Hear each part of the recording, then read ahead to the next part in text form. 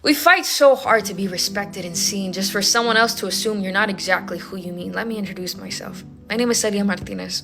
My parents came to the States looking for a better life, but the thing about a better life is it rarely waits. So you keep chasing a dream that America calls best, but unless you're a specific kind of person, it's not meant for us, the rest. So they assume Mexican Americans are lazy and uneducated. They assume many things, since for the truth, they never waited. They assume if you're successful, you must have been born rich. Or worse, if you want to be successful, you must be a bitch. Because it's selfish, from any angle. Any side you do pick, but I was 10 and dry, heaving from the anxiety. I made myself sick. Wanting to be perfect, but perfection doesn't exist, so I looked on the kind to themselves piece of paper, but didn't find myself on the list. Thrift stores are trendy, but back then they were humiliating. They want you to be better, but not better than them. It's quite frustrating. Since I couldn't be pretty, I told myself, hey, at least I'll be smart. Since I couldn't find myself in paintings, I said maybe, just maybe, I'll make art. But I wasn't an artist. I mean, who the hell was I to dare to have a dream when there's only the entire sky begging to be seen? I saw but didn't see. People only care about the after. It's not there yet for me. I'm good, but I could be better. I'm great, but not good enough. I keep telling God I'm gonna make it like I'm hoping he calls my bluff. He won't. They won't either. Because one thing I can do is dream. Not in the way you originally thought, not in the way that it might seem. Your people are out there. You just keep pretending they're not. You close the curtain, smash the blinds down like an identity should be bought. I'm not buying it, unfortunately. The influence is there. Whether or not you feel inspired by it, it seems like a personal problem to bear. We are who we idolize, who we spend time with, who we admire. We are who we would, or better yet, who we would not hire. I used to hate myself. It was exhausting, sickening, horrible to feel, and then I kept blaming others for how I could or shouldn't heal. If I surrounded myself with bullies, the thoughts would be the same. If they hated me as much as I hated myself, well, myself I couldn't blame. No wonder I wasn't respected or cared for or heard. I lost myself in a sentence because I was stuck on the first word until something or someone, or better yet, somewhere, yelled at me for staying instead of finally, somehow, arriving there. I'm a poet and a scientist and many, many things. If dreams were like jewelry, I've lost count of my many rings. So when I throw the first punch, it has an extra added pain.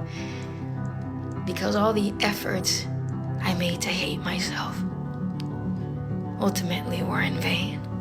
You're not here to impress anybody or be someone that you're not. You're gonna hear a lot of noise and your attention will be caught with how to be better. The trend of the day, boy pretty or girl pretty. Why do I have to be pretty for someone else anyway? When I go for a walk, I don't hold a mirror to my face. I don't think of how my hair is frizzing up.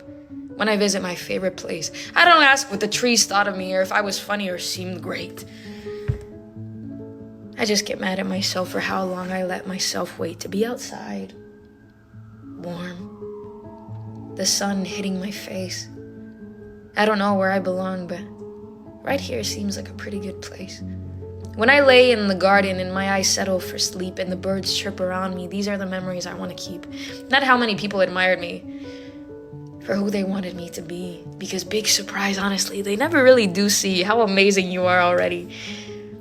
Because they're too focused on how amazing you could be. I keep trying to find different ways to say this, but all roads lead back to me. You're not here to impress someone, is what I would say. If I went back in time and met my younger self today, you're not here to be wanted or lusted after, or pretty. You're here to be smart and well-rounded and witty, and travel and cook and see sights galore. I wanted to be wanted. I don't want to be anymore. Because as time passes, the realization hits that you built a life where the opinion of others of you sits at the top of your priorities, at the top of your mind. I could pull out a flashlight, but somebody else I would find in my darkest moments, putting the light out. They suffocate the lanterns. What's that all about? Support is so supportive until you realize it's paper strings. I got so caught up on being held, I never cared for stronger things. Until today, I'm falling. And I reach for a hand that dissolves because paper cried on is a recurring problem that never solves. It tears at the tears that I rightfully cried. When I said I wanted to be better, I never said I hadn't tried. I tried to impress someone, many someones, over the years. And the impression of me was lost amongst the rest of my peers. It happened. It happened. I wanted to be pretty, and pretty I became. And the most impressive thing about it was that I was exactly the same. Because the mirror couldn't capture the essence of my laugh. If I hired a team to find the best of me, each answer would differ among the staff. Impressive is not a destination for the trip of your life. The paper strings fell around me like my dreams and theirs were in great strife. Because I was pretty and successful and impressive. But they said I was ugly and lazy and aggressive. I wasn't. I was dedicated and hardworking and saw more. But they saw me for what I could be, or better yet, what I couldn't be anymore. The mirror couldn't speak to me unless I spoke to myself. So I sat down with my greatest friend and said, hey, it's time to be yourself. And instead of holding out paper, I held out my hand. I'm gonna hold your hand when I say this, but you might not yet understand.